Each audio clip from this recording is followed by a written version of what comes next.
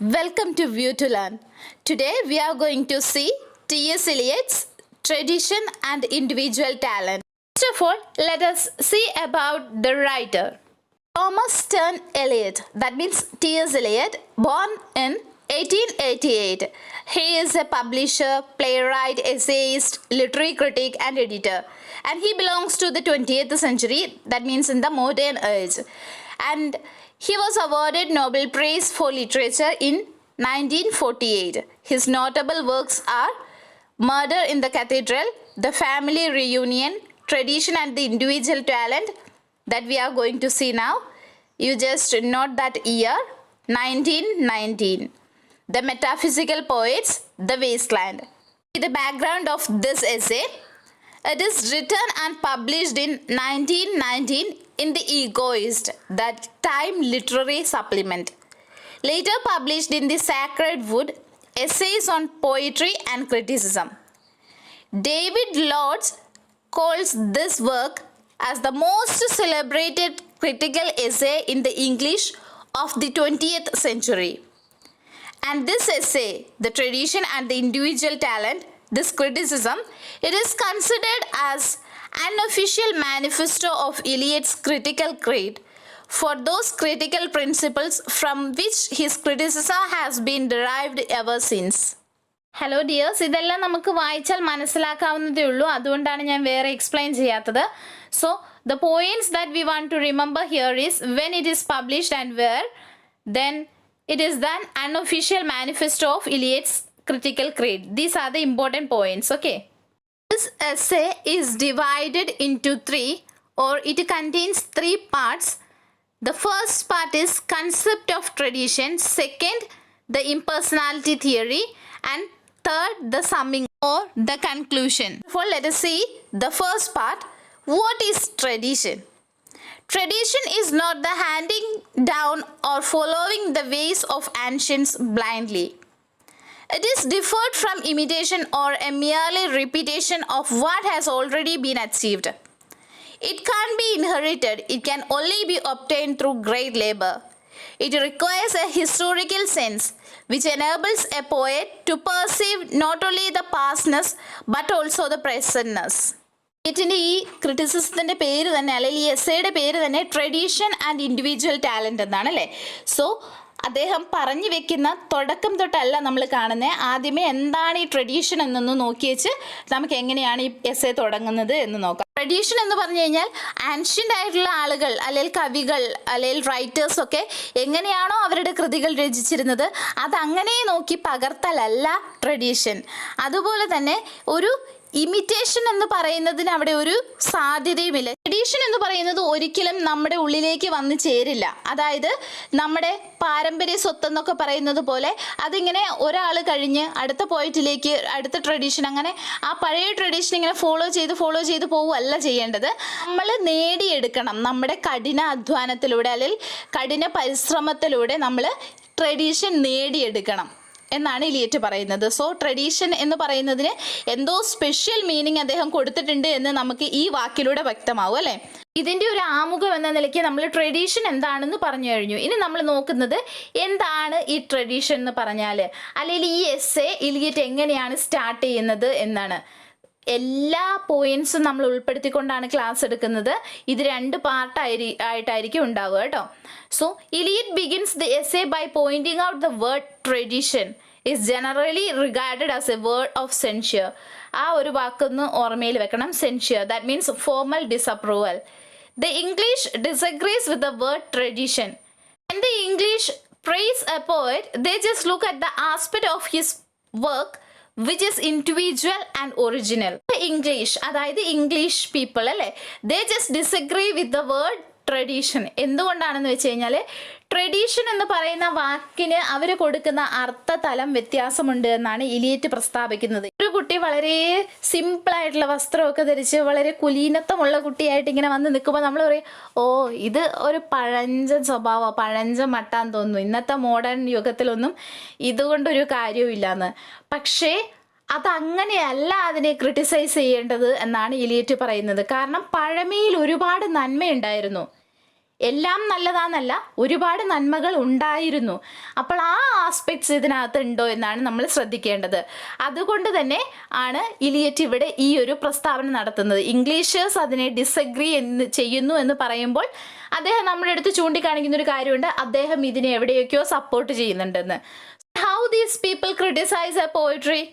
അവർ ഒരു poetry criticise ചെയ്യാന്ന് പറഞ്ഞു കഴിഞ്ഞാൽ ആ വർക്കിൽ പഴമയുമായിട്ട് അവർ കമ്പയർ ചെയ്യും. അതായത് ഇതുവരെ അവർ വായിച്ചിട്ടുള്ളത് അല്ലെങ്കിൽ കണ്ടിട്ടുള്ളത് കേട്ടിട്ടുള്ളതും ഒക്കെ ആയിട്ട് അവർ ഇതുമായിട്ട് താതാത്മ്യമുണ്ടോ എന്ന് നോക്കും. എന്നിട്ട് അതിൽ എന്ത് വ്യത്യസ്തതയാണ് ഈ പോയിറ്റ് വരുത്തിയിട്ടുള്ളത്, അല്ലെങ്കിൽ അദ്ദേഹത്തിൻ്റെ ഇൻഡിവിജ്വൽ ആയിട്ട് അദ്ദേഹം എന്ത് പ്രസൻറ്റേഷനാണ് അതിൽ നടത്തിയിട്ടുള്ളത് എന്നുള്ളതാണ് സാധാരണയായി ഇവർ ക്രിട്ടിസൈസ് ചെയ്യുക. It says that this undue stress on individual shows that the English have an uncritical turn of mind. They praise poet for a wrong thing. So ഇലിയറ്റിൻ്റെ അഭിപ്രായം അദ്ദേഹം ഇവിടെ പറയാണ്, ഈ ആവശ്യമില്ലാതെ ഈ ഇൻഡിവിജ്വാലിറ്റിക്ക് മാത്രം അവർ സ്ട്രെസ് കൊടുത്തുകൊണ്ട് ഒരു പോയം അല്ലെങ്കിൽ ഒരു വർക്കിനെ ക്രിട്ടിസൈസ് ചെയ്യുമ്പോൾ ശരിക്കും അത് കാണിക്കുന്നത് ഇംഗ്ലീഷുകാരുടെ ഒരു അൺക്രിട്ടിക്കൽ മൈൻഡിനെയാണ്. If they examine the matter critically with an unprejudiced mind, they will realize that the best and most individual part of a poet's work is that which shows the maximum influence of the writers of the past. Tradition എന്ന് പറയുന്നതിന് ഒരു wrong sense അല്ല നമ്മൾ കൊടുക്കേണ്ടത്. എന്നിട്ട് അദ്ദേഹം പറയാണ്, നമ്മളിപ്പോൾ ഒരു വർക്കിനെ ക്രിട്ടിസൈസ് ചെയ്യാൻ വേണ്ടിയിട്ട് എടുത്തു എന്ന് വിചാരിച്ചോ, അതിന് പേഴ്സണൽ ബയാസസ് ഒന്നുമില്ലാതെ ഒരു അൺപ്രജുഡൈസ് ആയിട്ട് നമ്മൾ അതിനെ നോക്കുകയാണ് എങ്കിൽ അതിനകത്ത് നമുക്ക് കാണാൻ കഴിയും ഏതൊരു പോയിറ്റിൻ്റെയും എത്ര സൂപ്പറായിട്ടുള്ള വർക്കാണെങ്കിലും അതിൻ്റെ പകുതിയിലധികവും എല്ലാവരാലും അംഗീകരിക്കപ്പെട്ട ആ പകുതിയിലധികം ഭാഗങ്ങളും ഏതെങ്കിലും ഒരു പോയിറ്റിൻ്റെ ഏതെങ്കിലും ഒരു പഴയ കാല റൈറ്ററിൻ്റെ പോയിട്രിയെ അല്ലെങ്കിൽ റൈറ്ററിൻ്റെ ആ വേ ഓഫ് റൈറ്റിങ്ങിനെ സ്വാധീനിച്ചിട്ടുണ്ടാകും എന്ന് അദ്ദേഹം പറഞ്ഞു വെക്കുകയാണ്. So let us see the very next one. Whereas if we approach a poet without prejudice, we shall often find that not only the best but also the most individual part of his work may be those in which the dead poets, his ancestors, asserts their immortality most vigorously. So അദ്ദേഹം പറയാണ്, ഈ dead poets എന്ന് ഉദ്ദേശിക്കുന്നത് കഴിഞ്ഞ കാലത്തുണ്ടായിരുന്ന poets, അത് അവരൊക്കെ മൺമറഞ്ഞവരായിരിക്കുമല്ലോ. അപ്പോൾ അത്തരം ആളുകളുടെ ഇൻഫ്ലുവൻസ് എന്തായാലും പുതിയ ജനറേഷനിലായാലും ആ റൈറ്ററിലും ഉണ്ടാകും. ട്രഡീഷൻ എന്ന വാക്കിനെ അദ്ദേഹം ഒന്ന് പുകഴ്ത്തി പറയാനായിട്ടുള്ളൊരു വാക്കായിട്ടല്ല ഉപയോഗിക്കുന്നത്. ശരിക്കും പറഞ്ഞു കഴിഞ്ഞാൽ അദ്ദേഹത്തിൻ്റെ ഒരു രൂക്ഷ വിമർശനത്തിനായിട്ടാണ് അദ്ദേഹം ഈ വാക്ക് ഇവിടെ യൂസ് ചെയ്യുന്നത്. ശരിക്കും പറഞ്ഞാൽ ഇംഗ്ലീഷേഴ്സിൻ്റെ ഉള്ളിൽ ഈ ഒരു ക്രിറ്റിസിസം എന്ന് പറയുന്ന സംഭവം നടക്കുന്നത് പ്രോപ്പറായിട്ടുള്ള വഴിയിലൂടെ അല്ല. അത് കാണിക്കാൻ വേണ്ടിയിട്ടാണ് അദ്ദേഹം ട്രഡീഷൻ എന്ന വാക്ക് ഇവിടെ ഉപയോഗിക്കുന്നത്. Importance of criticism for creative activity. Criticism is important for creation. It paves the ways for sustain and guides the creative activity. It expresses our responses to a particular work of art, expresses the feelings, emotions and intellectual reactions of the reader in relation to the work he read. ഇതിനകത്തൊന്നുമില്ല. Criticism എന്ന് പറഞ്ഞു കഴിഞ്ഞാൽ creation നടക്കുന്നതിന് വളരെ important ആയിട്ടുള്ളൊരു കാര്യമാണ് എന്ന് മാത്രമേ അതിൽ പറയുന്നുള്ളൂ. ശരിക്കും പറഞ്ഞാൽ ക്രിറ്റിസിസം എന്ന് പറഞ്ഞു കഴിഞ്ഞാൽ നമ്മൾ വായിക്കുന്ന ഒരു പുസ്തകത്തിൻ്റെ അല്ലെങ്കിൽ ഒരു പോയിട്രിയുടെ അതിനെക്കുറിച്ചുള്ള നമ്മുടെ ഇമോഷണൽ ആൻഡ് ഇൻ്റലക്ച്വൽ റിയാക്ഷൻസ് ആണ്. Tradition with individual talent. It says Englishmen have a tendency to praise a poet according to his individuality with a particular essence of that man. So ഇത് നമ്മൾ നേരത്തെ ഡിസ്കസ് ചെയ്തതുകൊണ്ടാണ് ഞാൻ അതിനെ elaborate ചെയ്ത് പറയാത്തതും എഴുതാത്തതും കേട്ടോ. അതുപോലെ അടുത്ത പോയിന്റ് നമ്മൾ നേരത്തെ ഡിസ്കസ് ചെയ്തതാണ്. നമ്മൾ ഏതൊരു പോയിറ്റിൻ്റെയും വർക്ക് എടുത്ത് നോക്കിയാൽ അതിൽ നമ്മുടെ ആൻസസ്റ്റേഴ്സിൻ്റെ അല്ലെങ്കിൽ ഡെഡ് പോയിറ്റ്സിൻ്റെ ഒരു പ്രസൻസ് അല്ലെങ്കിൽ സിമിലാരിറ്റി എങ്ങനെയാണേലും ഈ ഒരു പോയിട്രിയിലും കാണുമെന്നാണ് അദ്ദേഹം പറയുന്നത്. അങ്ങനെ വരുമ്പോൾ ട്രഡീഷന് നമ്മൾ പ്രാധാന്യം കൊടുക്കുന്നത് പോലെ തന്നെ ഇൻഡിവിജ്വാലിറ്റിക്കും പ്രാധാന്യം കൊടുക്കണം. അപ്പോൾ ഇത് രണ്ടും വേണം എന്തിന്, ഒരു പോയിറ്റിന്. ആ രണ്ട് കാര്യങ്ങളെ ബേസ് ചെയ്തുകൊണ്ട് മാത്രമേ നമുക്കൊരു പോയിറ്റിക് ക്രിറ്റിസിസം നടത്താൻ കഴിയൂ എന്നാണ് ഇലിയറ്റ് പറയുന്നത്. ട്രഡീഷനെ കുറിച്ച് നമ്മൾ നേരത്തെ കണ്ടായിരുന്നു. അത് ഒരു ബ്ലൈൻഡ് ഫോളോവിങ് അല്ല, പണ്ടാരോ എഴുതി വെച്ചത് അങ്ങനെ ഫോളോ ചെയ്യലല്ല, അത് ഇൻഹെറിറ്റഡ് അല്ല.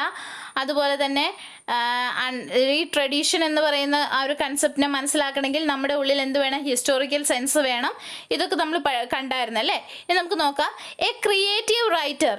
ആരാണ് ക്രിയേറ്റീവ് റൈറ്റർ എന്ന് എലിയറ്റ് പറയുന്നുണ്ട്. ഒരു ക്രിയേറ്റീവ് റൈറ്റർ ഒരിക്കലും അദ്ദേഹം ജീവിച്ച ആ കാലഘട്ടം മാത്രം അദ്ദേഹത്തിൻ്റെ പോയിട്രി എഴുതാനുള്ള ഒരു വിലയിരുത്താനുള്ള മാർഗമായിട്ട് ഉപയോഗിക്കുകയല്ല. പക്ഷേ അദ്ദേഹത്തിൻ്റെ ആ പോയിട്രി എഴുതുന്നതിന് മുന്നേ ഒരുപാട് കാര്യങ്ങളെക്കുറിച്ച് മനസ്സിലാക്കി വെക്കണം അല്ലേ? തൻ്റെ കാലഘട്ടം, അതിന് മുന്നേ ജീവിച്ചിരുന്ന ആളുകളെക്കുറിച്ച്, അവരുടെ കൺസെപ്റ്റിനെ കുറിച്ചൊക്കെ മനസ്സിലാക്കണം. അപ്പോൾ ഒരു ക്രിയേറ്റീവ് റൈറ്റർ എന്ന് പറയുന്നത് പണ്ട് കാലം തൊട്ട്, അതായത് ക്ലാസിക്കൽ ഏജ് തൊട്ട് ഇന്നിപ്പോൾ അയാൾ എവിടെയാണോ, ഏത് കാലഘട്ടത്താണല്ലോ ഉള്ളത്, ആ ഒരു കാലഘട്ടം വരെ, അതായത് നമ്മുടെ ഇലിയറ്റിനെ കുറിച്ച് പറയുകയാണെങ്കിൽ ഈ മോഡേൺ യുഗം വരെ അദ്ദേഹം മനസ്സിലാക്കണം. ഈ ഒരു കൺസെപ്റ്റ്, അദ്ദേഹം എടുക്കുന്ന ആ ഒരു കൺസെപ്റ്റിനെ കുറിച്ച് അന്നുണ്ടായിരുന്ന ചിന്ത എന്താണ്, ഇന്ന് മനുഷ്യർക്കുള്ള ചിന്ത എന്താണ് എന്ന് അദ്ദേഹം മനസ്സിലാക്കണം. എന്നിട്ട് ഒരു ഹാർമോണിയസ് ഹോളായിട്ട് മൊത്തത്തിൽ ചിന്തിച്ച് അതിനെ യുണൈറ്റ് ചെയ്ത് വേണം അദ്ദേഹം പോയിട്രി എഴുതാൻ എന്ന് ഇവിടെ ഇലിയറ്റ് പറയുന്നു. Thus a writer learns to value tradition. അങ്ങനെ പണ്ട് കാലത്തുണ്ടായിരുന്നത് എന്താണ്, ഇന്നത്തെ കാലത്ത് അതേ കൺസെപ്റ്റ് ഇന്നത്തെ കാലത്ത് എങ്ങനെയാണ് ഫോളോ ചെയ്യുന്നത്? ആളുകളുടെ ചിന്തയിലായിക്കോട്ടെ, പോയറ്റിക് ഇമാജിനേഷനിലൂടെ ആയിക്കോട്ടെ, ഇത് രണ്ടും മനസ്സിലാക്കിയിട്ട് വേണം ഒരു ക്രിയേറ്റീവ് റൈറ്റർ പോയം അല്ലെങ്കിൽ ഒരു വർക്ക് ഓഫ് ആർട്ട് പ്രസൻറ്റ് ചെയ്യാൻ. അങ്ങനെ വരുമ്പോൾ it makes A writer traditional. ഈ ട്രഡീഷൻ എന്ന് പറയുന്നത് മനസ്സിലാക്കണമെങ്കിൽ നമ്മുടെ ഉള്ളിൽ ഒരു ഹിസ്റ്റോറിക് സെൻസ് വേണം. അതായത് കഴിഞ്ഞ കാലവും ഇപ്പോൾ നടന്നുകൊണ്ടിരിക്കുന്ന ഈ വർത്തമാന കാലവും തമ്മിൽ കമ്പയർ ചെയ്യാനുള്ള ഒരു കഴിവ് എന്നും ഒരു പോയറ്റിനുണ്ടാവണം. അപ്പോൾ എന്താണ് ഈ പാസ്റ്റ്, പ്രസൻറ്റ്, അതിൻ്റെ ആ ഒരു ഇൻ്റർഡിപ്പെൻഡൻസ് എങ്ങനെയാണ് എന്ന് നമുക്ക് നോക്കാം. The past is modified and altered by the present. At the same time, the present is modified and altered by the past. Thus, the relation is reciprocal.